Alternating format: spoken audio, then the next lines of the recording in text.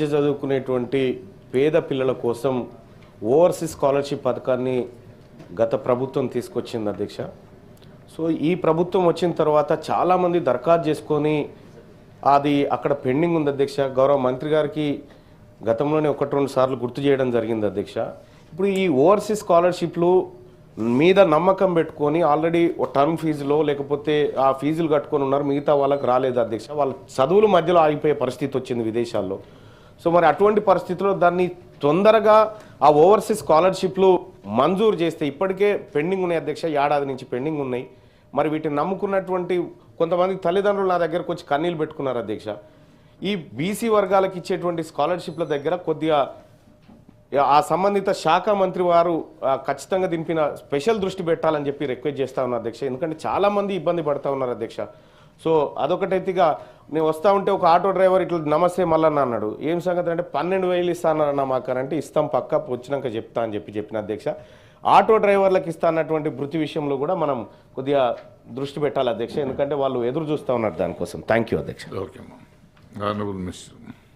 Note చేసుకోవడం జరిగింది అధ్యక్ష. కూర రఘుత్తమరెడ్డి గారు.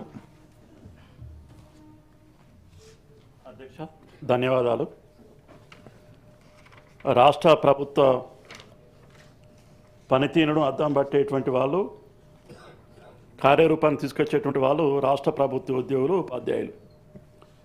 వీళ్ళ వేతనాలకు సంబంధించి ప్రతి 5 సంవత్సరాలకు ఒకసారి మనం పిఆర్సీ ద్వారా ఫిట్మెంట్ ఇచ్చి వేతనాల పెంపు అనేది ప్రతి 5 సంవత్సరాలకు ఒకసారి జరగాల్సినటువంటి కార్యక్రమం.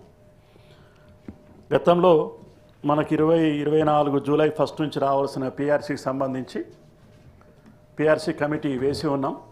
అదేవిధంగా 5% ఐఆర్ కూడా ఈ రాష్ట్ర ప్రభుత్వ ఉపాధ్యాయులకు ఉద్యోగులకు లభిస్తూ ఉన్నది. ఆ కమిషన్ రిపోర్ట్ను తొందరగా తెప్పించుకొని జూలై 24 ఇప్పటికే దాదాపు సంవత్సరం గడిచిపోతుంది కాబట్టి తొందరగా ఆ పిఆర్సీ కమిటీ రిపోర్ట్ ద్వారా ఈ రాష్ట్రంలో ఉండే ఉద్యోగ ఉపాధ్యాయులకు వేతనాలు పెంచాల్సిన అవసరం ఉందని చెప్పి మీ ద్వారా ప్రభుత్వానికి తెలియజేస్తూ ముగిస్తున్నాను. Okay. Honourable minister AVN Reddy గారు. Honorable Chairman, sir, thanks for allowing me to speak on special mention.